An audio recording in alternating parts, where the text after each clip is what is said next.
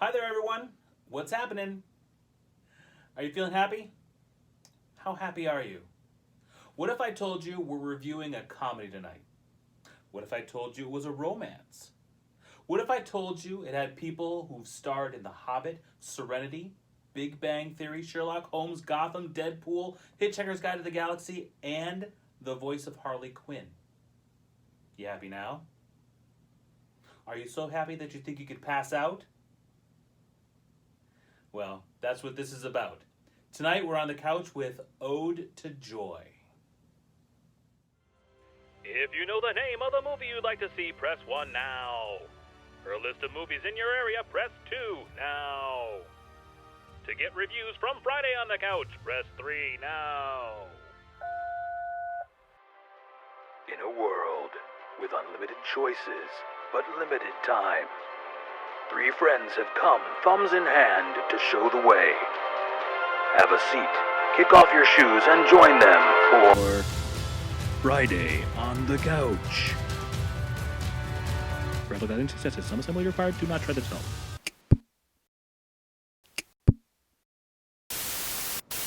So, Ode to Joy. Is this a Beethoven biopic? Is this about the writing of the Ninth Symphony and the choral masterwork that goes with it? No, not so much. This is about something completely different. And the original title of this movie was The Pursuit of Unhappiness. And that's really more of an apt title when I think about it now in retrospect, having seen the film. So what's it about? Well, the main character of the movie is Charlie, and he's played by good old Bilbo Baggins himself, Martin Freeman. Using an American accent here, first time I've ever heard him do that. It's very unsettling, but he does a good job with it. Anyway, we're introduced to Charlie as he passes out at his little sister's wedding. I do. By the power vested in me by the Sturdy Greylock. And God, I pronounced you husband and wife.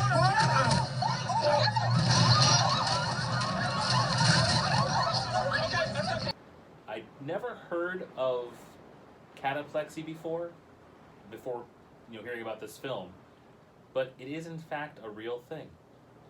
For those who are like me and don't know, cataplexy is a neurological disorder that causes sudden attacks of muscle weakness, but not randomly.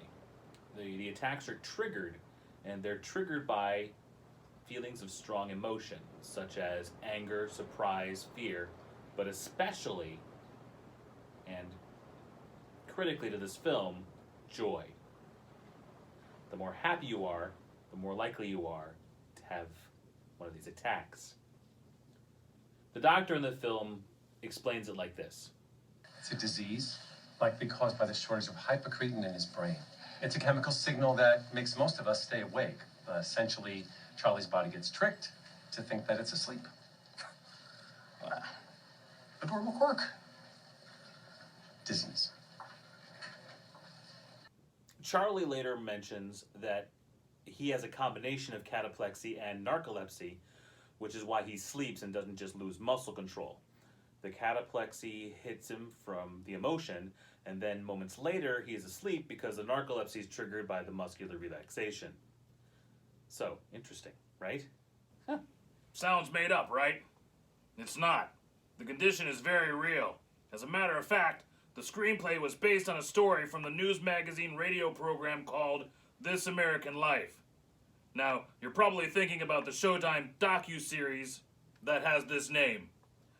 But this is from the radio show the series was spun out of.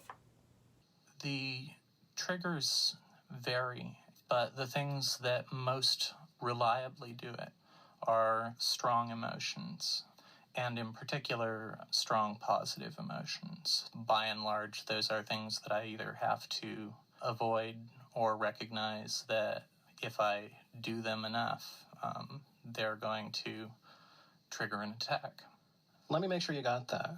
When Matt gets really happy, when he feels the warm, fuzzy stuff, he becomes paralyzed by his emotions. Literally paralyzed. So the story revolves around Charlie, a librarian in New York who spends his life trying to minimize all his happiness. Zika virus. Who is? Oh, God. Famine in Darfur. White guy, dreadlocks. Oh. Hey, Charlie. Hey, just... I still don't understand why he does that. Well, he wants to be safe, and having an attack is unpleasant for him. Why? Going to sleep isn't unpleasant. Right, but... Falling down sucks. You don't have to worry about it because you're fluffy and soft. But most of us have to worry about breaking bones and other damage. And think about all the things that he can't do because of it, too. I mean, it's dangerous. I mean, even crossing the street can be bad. What if he sees a funny bumper sticker? He just collapses. I mean, look, I know that seems extreme, but in the film and in the interview with the actual sufferer of this ailment, they talk about him not being able to pet a puppy. Matt can't even pet a puppy without collapsing.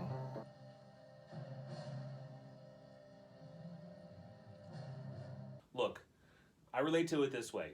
When I was younger, I used to love bagels, right? But then they began to give me like severe heartburn. Yeah, I know, it's weird, right? But I'd eat a bagel and I would hurt for hours afterward. So I cut back on bagels, but still, every time I'd eat one, I'd get heartburn.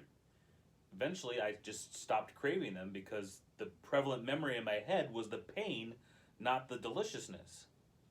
My body had essentially trained me not to want them anymore, like a pet owner with a shock collar. That's the same way Charlie feels in this movie. He's so defeated by the disease, he's given up on being happy and does all he can to avoid it. Anyway, amid all the avoiding, he meets free-spirited, vibrant, impossible to ignore Francesca in a rather spectacular way. Wow, now? Just relax. Oh, relax! Relax! Relax! Whew. Tell me something. Did you ever really think that this would last? Or the better question is, did you ever really want it to?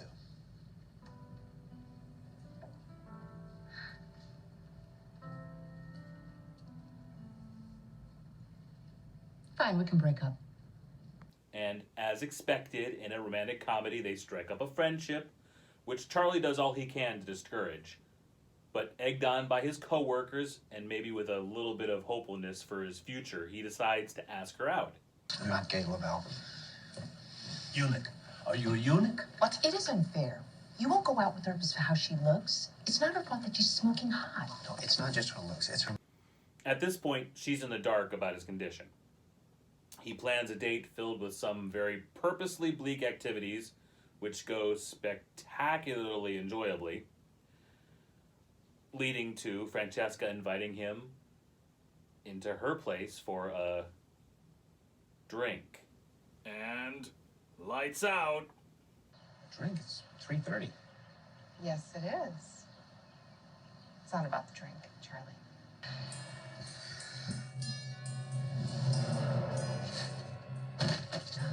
Charlie! Oh my God, Charlie! This sets up the primary conflict of the film. They can't be together because she makes him too happy. So, half concussed in a hospital bed, he breaks it off before it even begins. She's decided, though, that Charlie is special, despite his condition, so she tries to reconcile. But he's too trained not to put himself in that position. When it's clear that she's not taking no for an answer, which is making him happier and happier, and thus getting closer and closer to an attack, he suggests that she go out with his brother, Cooper. I'm so confused and frankly a little offended. I don't want to get coffee with your brother, no offense. As insulted as she is by this, Cooper and Francesca do bond over Charlie, and they kind of hit it off. But you can tell there isn't really a proper chemistry to them. I mean, it seems like they're good friends and they get along and they make each other laugh and have a good time together, but it's not romancy. It doesn't really work that way. And that we find that out later after they've been dating for a time, and Cooper bemoans them not having had sex yet. The story takes a fun little detour when Cooper meets a co-worker of Francesca's who is the opposite of fun. Her name is Bethany. Played to perfection, by the way, by Melissa Rauch. I like your shirt. Is it Pima cotton? I don't know. Oh, you would know if it was Pima. Pima cotton feels like baby hair. Yeah, I guess it doesn't feel like baby hair.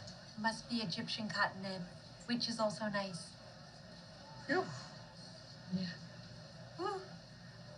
Phew. Okay, bye. And Cooper sets Bethany up with Charlie.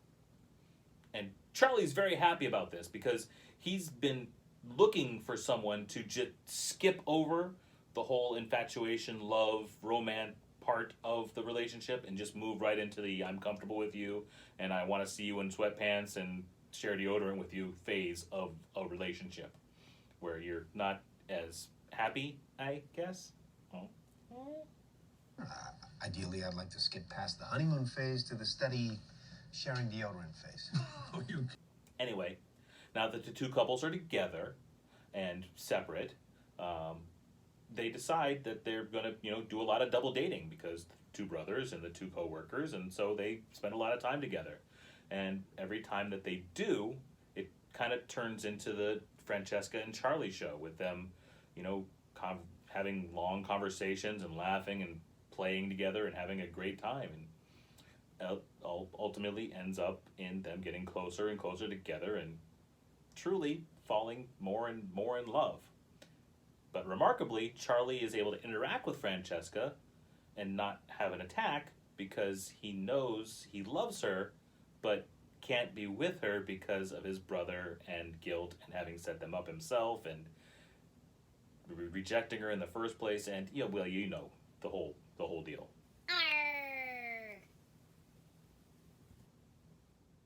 Soon, though, it all comes down on Charlie. When Francesca confronts him about why he's not having any episodes, even though she knows that he's having a good time and seems happy, and what's going on with him, and why couldn't they be together if he can be with her now, and basically just lays it all out. He admits that he set her up with his brother so he could still have her close to him, but not be at risk to himself. After that, she kind of cuts him off.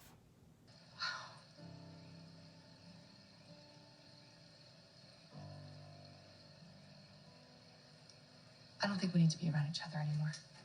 Hidden in the shadows, Bethany is listening to this whole conversation, and after it's finished, she breaks up with him too. You let me think we actually had a chance. I want to break up. I completely understand. His brother, also realizing he's being used, confronts him. But not as you'd expect. He isn't mad because Charlie used him. He's mad because Charlie isn't willing to take a chance. Being in a relationship is about being happy. I can't do that. Yes, you can. You can. You just have to learn to be okay with what comes next. That's all.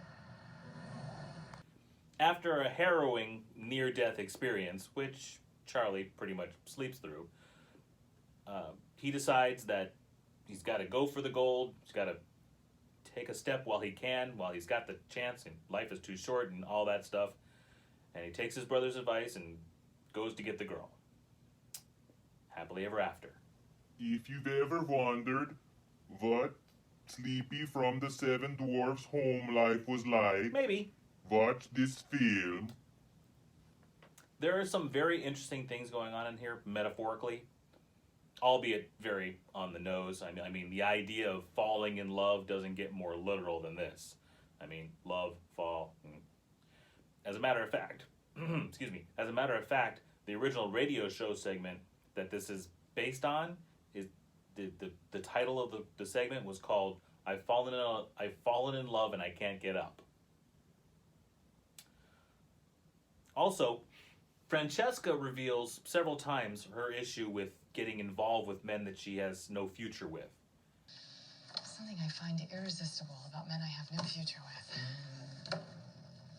And the one man whom there's a legitimate reason to not get involved with, she still chases and can't help herself coming closer to. The film also shows us the real New York. Oh! Watch it, shitbag! Thank you, New York. What'd you just say to me? And then the really real New York. Ow!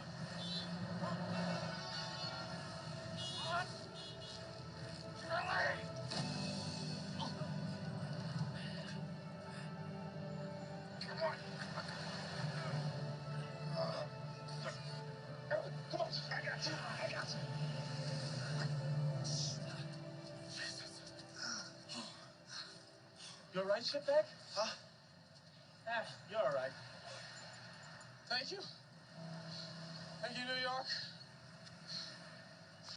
Another really good point about this movie is they didn't play this very real medical condition for laughs, like some Adam Sandler screwball comedy where he's just, every moment, and it's funny because he fell down.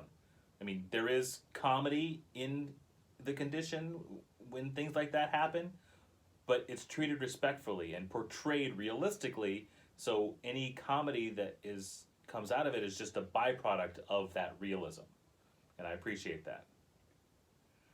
Performance-wise, everyone was solid. I mean, these are really top tier actors, and the four main characters really get a chance to shine, each in their own individual scenes. Martin Freeman really does a great job of